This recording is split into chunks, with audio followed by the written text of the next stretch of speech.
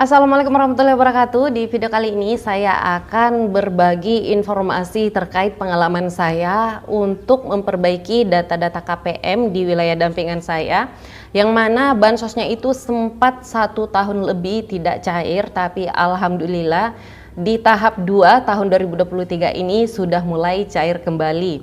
Nah, kira-kira bagaimanakah cara untuk memperbaiki datanya supaya KPM tersebut bisa mendapatkan bantuan sosial kembali? Sama seperti pertanyaan yang diajukan oleh beberapa penerima bansos di luar sana pada kolom komentar di video saya yang sebelumnya. Katanya untuk terakhir kali bansosnya itu aktif pada tahun 2022 kemarin. Kira-kira bagaimanakah caranya dan apa solusinya supaya bisa cair kembali bansosnya dan bisa aktif kembali sebagai penerima bantuan sosial PKH maupun BPNT. Nah, silakan nonton video ini sampai habis, dan bagi yang baru bergabung jangan lupa klik subscribe-nya serta aktifkan lonceng notifikasinya agar tidak ketinggalan dengan setiap informasi yang terupdate mengenai bantuan sosial yang selalu saya bagikan di channel ini.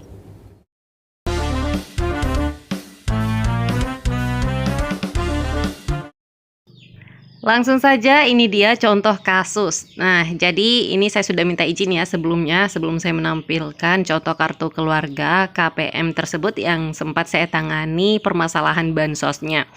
Dan ini juga ada beberapa untuk di kartu keluarganya yang poin-poin penting sudah saya blur. Oke, jadi ini contohnya Ibu Sahidah. Jadi Ibu Sahidah ini namanya yang terbaca di DTKS itu adalah Ibu Saidah.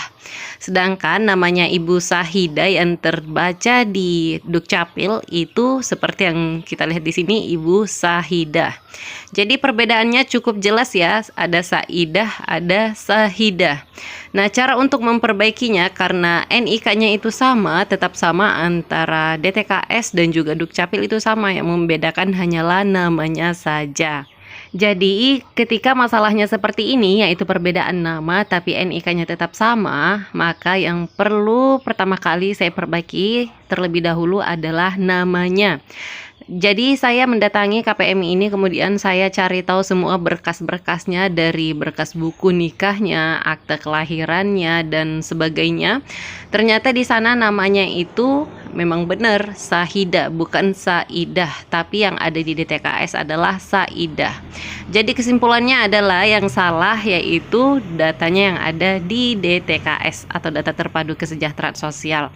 Nah, sebenarnya sih DTKS itu tidak pernah salah, ia akan menerima data sesuai dengan yang diinput. Nah, tapi pada waktu itu ternyata setelah saya telusuri, Ibu Sahidah ini dahulu dia pernah memiliki KTP dengan nama Saidah, bukan Sahidah, sehingga DTKS mengikuti itu. Kemudian dia membuat KTP baru lagi, perekaman iktp namanya sudah dirubah menjadi Sahidah. Otomatis nama yang ada di KTP atau Dukcapil dan juga yang ada di DTKS itu sudah berbeda. Jadi artinya yang salah atau yang perlu diperbaiki yaitu yang ada di DTKS. Caranya seperti apa? Cukup disinkronkan. Nah, disinkronkan di DTKS agar datanya Ibu Sahidah ini sinkron sesuai dengan yang ada di Dukcapil. Karena NIK-nya tetap sama, jadi aman, tidak masalah. Jadi bansosnya Ibu Sahidah ini sempat terputus sejak tahun 2021 kemarin pada saat dilakukannya perbaikan data di DTKS gitu ya, sehingga ada beberapa data yang memang ditidurkan oleh pusat cukup banyak pada waktu itu, dan salah satunya Ibu Sahidah ini. Nah, pada saat itu setelah saya mencari tahu permasalahannya, langsung saya sinkronkan datanya yang ada di data terpadu kesejahteraan sosial atau DTKS melalui 6NG. Saya masih ingat persis pada waktu itu saya mutakhirkan datanya di 6NG pada akhir 2021 atau jalan 2022 awal-awal gitu ya. Nah, pada saat itu bansosnya sudah tidak cair lagi, terakhir cair di tahun 2021 dan kembali aktif bansosnya di tahun 2023 tahap 2 kemarin. Jadi bisa dibilang jaraknya cukup lama ya, dan Ibu Sahidahnya ini tetap sabar untuk menunggu.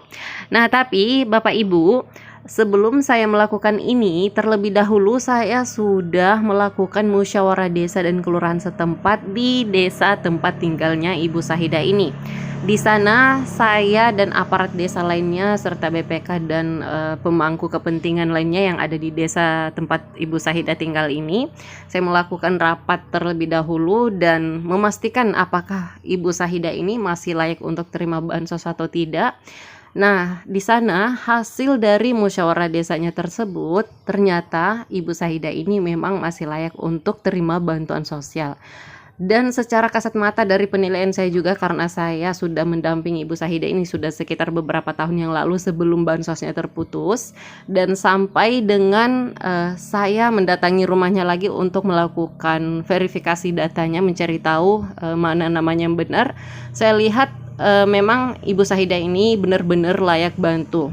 Suaminya sudah lansia dan tidak memiliki aset atau pendapatan yang bisa menunjang untuk kebutuhan sehari-harinya, dan selama ini Ibu Sahidanya masih bisa ya untuk berjualan kue, dan itulah sumber pendapatannya selama ini, yaitu dengan berjualan kue keliling. Nah, sehingga dari hasil musyawarah desa tersebut dinyatakan Ibu Sahida ini masih layak untuk menerima bantuan sosial. Itulah sebabnya saya berusaha untuk memperbaiki datanya Ibu Sahida, dan alhasil di tahun 2023 tahap 2 untuk pencairan bansos tahap 2, bansosnya Ibu Sahida ini kembali aktif lagi dan cair kembali sekaligus bantuan sosial PKH dan juga BPNT-nya. Oke, jadi seperti itu ya Bapak Ibu. Jadi pada intinya adalah penetapannya yang menentukan yaitu pihak dari pemerintah daerah setempat. Dalam hal ini yaitu tingkatannya desa atau kelurahan tempat Bapak Ibu tinggal.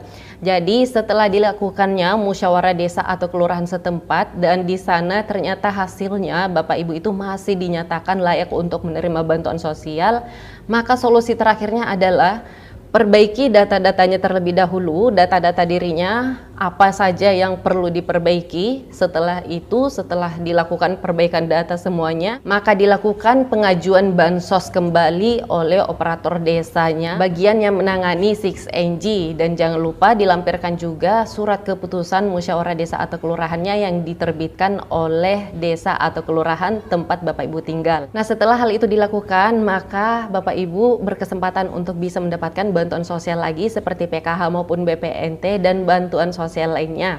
Tapi harus sabar untuk menunggu karena ini prosesnya juga tidak cepat, melainkan melalui tahapan-tahapan terlebih dahulu dan juga pengesahan di pusat yang bisa menentukan. Selain itu harus ada kuota lagi karena untuk PKH dan juga BPNT ini ada kuotanya masing-masing, yaitu untuk PKH sebesar 10 juta KPM di seluruh Indonesia dan untuk BPNT program sembako yaitu 18,8 juta KPM. Nah, tapi paling tidak Bapak Ibu sudah berusaha dan hasilnya kita tinggal tunggu saja. Kalau memang Bapak Ibu dinyatakan masih layak terima bansos, maka insya Allah bansosnya akan segera cair kembali. Dan apabila memang itu adalah rezekinya Ibu untuk bisa mendapatkan bantuan sosial dari pemerintah, maka insya Allah bansosnya akan segera pulih kembali.